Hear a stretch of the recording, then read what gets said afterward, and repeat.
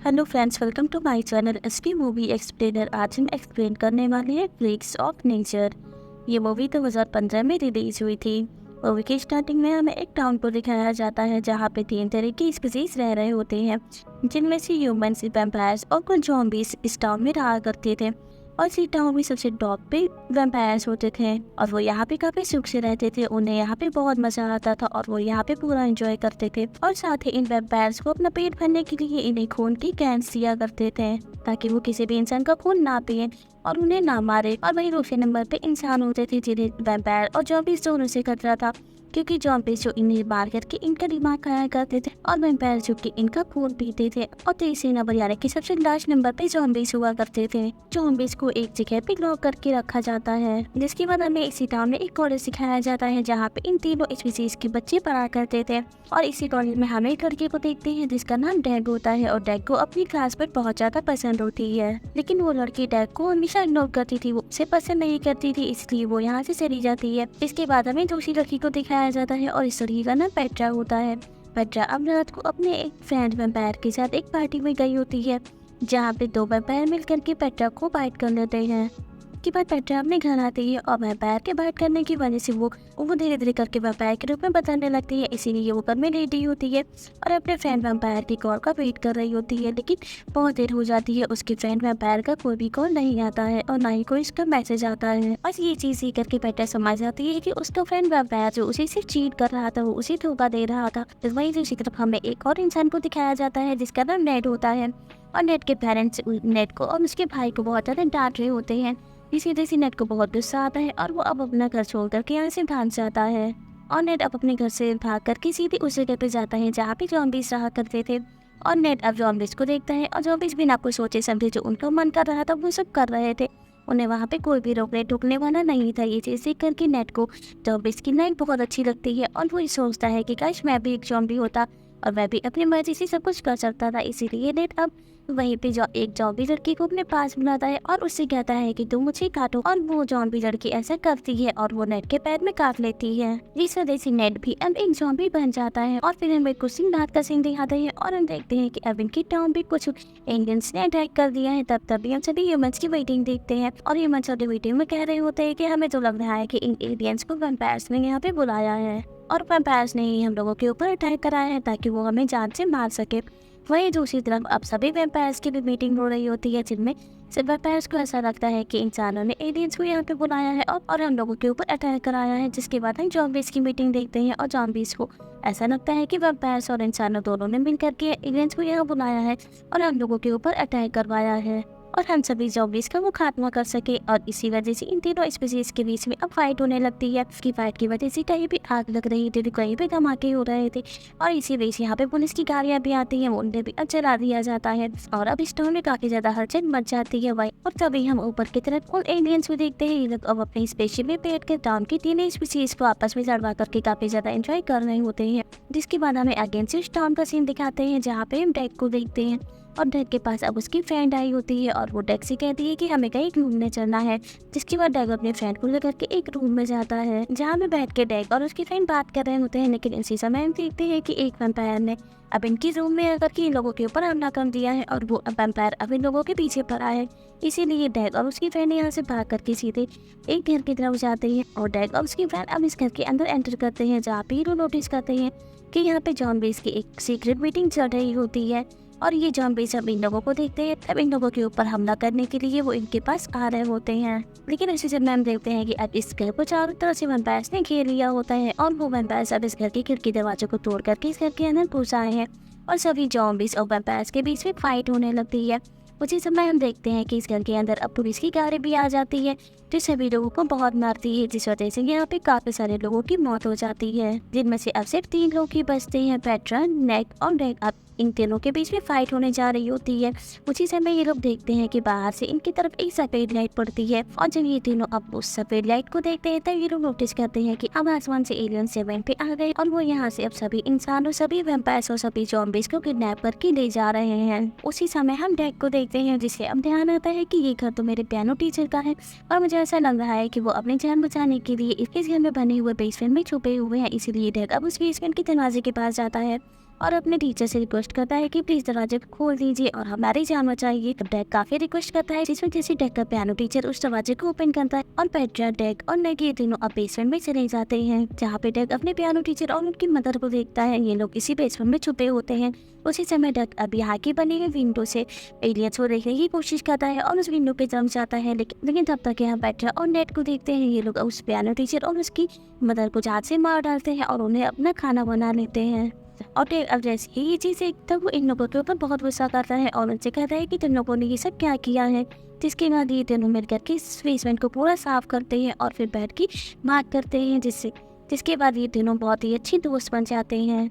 और फिर हमें नेक्स्ट डे दिखाया जाता है, अभी भी ये तीनों इसी बेसमेंट में छुपे होते हैं। तभी डेक इस बेसमेंट के विंडो से बाहर देखने की कोशिश करता है और जैसे ही डेक अब विंडो को ओपन करता है और बाहर की तरफ देखता है, वहीं पे एक एलियन जो डेक को ऐसे करते हुए देख लेता है और वो समझ जाता है कि इस बेसमेंट के अंदर कोई लोग छुपे हुए हैं, इसलिए वो इस बेसमेंट को फोड़ने की कोशिश करता है, जिस वजह से डेक, नेट और पेट्रा ये तीनों इसी बेसमेंट के दूसरे दरवाजे से यहाँ से भाग जाते हैं। और तभी हम पेट्रा को देखते हैं और पेट्रा जो कि एक वैम्पायर होती है, इसीलिए वो सूरज की रोशनी में जलने लगती है।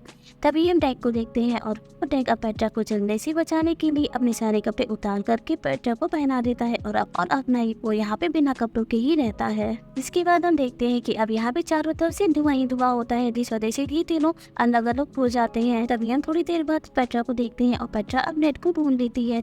पेट्रा अब नेट को लेकर के स्कूल पहुँचती है और थोड़ी देर बाद स्कूल में अब डेक भी पहुँच जाता है और डेक अब इन दोनों को काफी हैरान होने वाली बात बताता है। और वो अब पेट्रा और डेक से कहता है कि मैं एलियंस के बीच से निकल आया हूँ, मुझे एलियंस ने कुछ भी नहीं किया है और उन्होंने मुझे पकड़ा भी नहीं है, मुझे कोई भी नुकसान नहीं पहुंचाया है। और तभी हम नेट को देखते हैं और नेट जो पूरी तरीके से एक चौपी बन गया होता है, लेकिन इसके बावजूद वो बहुत स्मार्ट होता है और वो अब डेक से कहता है एलियंस जो कि सिर्फ और सिर्फ केमिकल और आर्टिफिशियल चीजों से बनी हुई चीजों को ही सिर्फ देख पाते हैं। और इसका मतलब ये था कि एलियंस अभी तक इंसानों को पकड़ रहे थे, वो सिर्फ और सिर्फ उनको उनकी कपड़ों की वजह से ही पकड़ पा रहे थे। तुमने जो कि कोई भी कपड़े नहीं पहने थे, इसी वजह से एलियंस तुम्हें देख ही नहीं पाए और तुम आसानी से बच करके यहाँ पे आ गए हो। और उसी समय इन तीनों को पता लगता है कि जगह ये लोग इस समय छुपे हुए हैं, ये जगह भी इन लोगों के लिए सेफ नहीं है, इसलिए ये लोग यहाँ से निकल करके डेक के घर जाने की कोशिश करते हैं। और साथ ही डेक अपने घर इसलिए भी जा रहा होता है क्योंकि वो जानना चाहता था कि उसके पेरेंट्स जिंदा है कि नहीं। जिसके बाद ये तीनों अपने कपड़े उतारते और ये तीनों अब बिना कपड़ों के ही डेक के घर जाते हैं, जहाँ जाकर के डेक देखता है कि उसके घर में कोई नहीं होता है,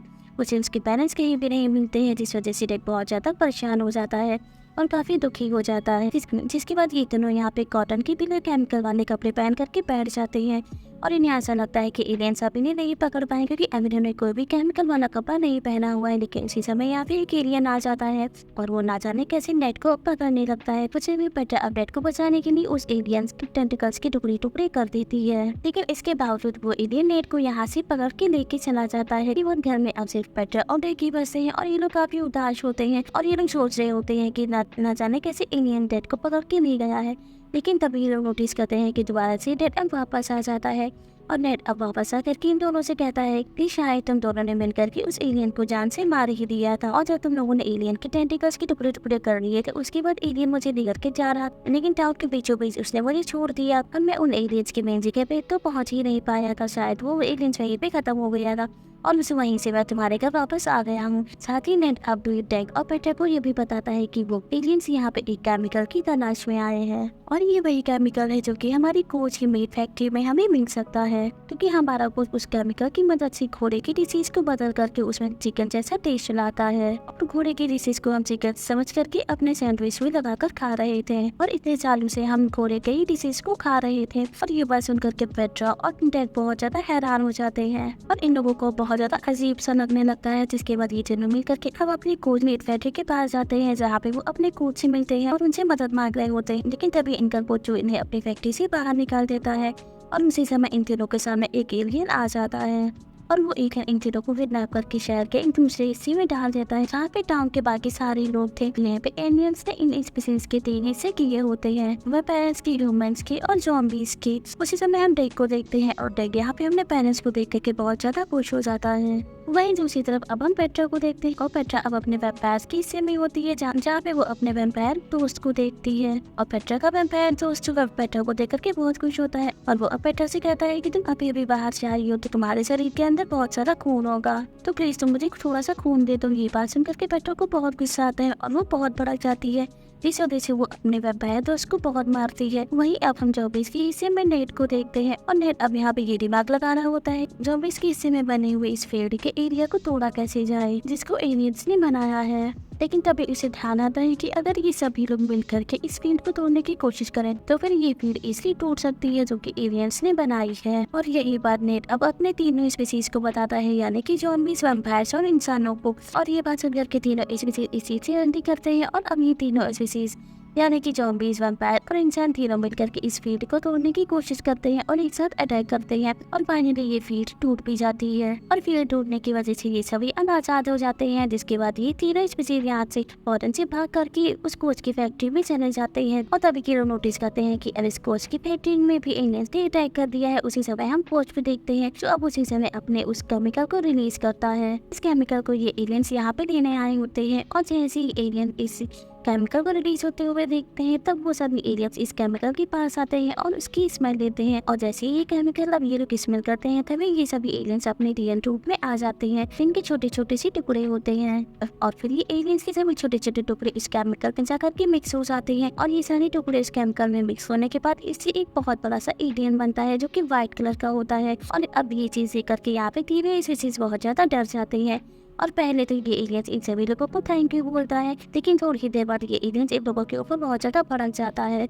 वो इन्हें बहुत बुरा भला कहता है और ये एलियन इन तीनों स्पीसीज से कहता है कि तुम लोग कितने छोटे लोग हो, तुम लोग जरा जरा सी बात पे आपस में लड़ने लगते हो, तुम लोग बिल्कुल बेवकूफ, तुम लोगों को कुछ भी नहीं आता है। और मुझे देखो, मैं तो एक जायंट एलियन हूँ और मैं तुम लोगों से बहुत अच्छा हूँ। ये बात सुनकर के इन तीनों स्पीसीज को बहुत ज्यादा गुस्सा आता है और ये तीनों स्पीसीज अब भड़कर इस जायंट एलियन के ऊपर अटैक करने लगते हैं। इस जायंट एलियन के ऊपर केमिकल भी स्प्रे करने लगते हैं। वही दूसरी तरफ अब हम पेट्रा के वैम्पायर फ्रेंड को देखते हैं और वो पेट्रा को अब जान से मारने के लिए उसके पास आ रहा होता है। उसी समय हम डेक को देखते हैं और डेक पेट्रा के पास आता है और उसकी जान बचाता है और फिर वो पेट्रा के वैम्पायर तो उसके ऊपर अटैक करता है। और उसी फाइट में अब हम डेक को देखते हैं जो अब जो एक वेयरवुल्फ के रूप में बदल जाता है और वेयरवुल्फ बनने के बाद वो उस वैम्पायर के ऊपर अटैक करता है और उसे जान से मार डालता है। वहीं दूसरी तरफ अब हम उस जायंट एलियन को देखते हैं जिसके ऊपर अब बहुत सारे केमिकल का स्प्रे होने की वजह से वो एक छोटा सा एलियन बन जाता है और छोटे से एलियन बनने के बाद वो अपने स्पेसशिप में वापस चला जाता है।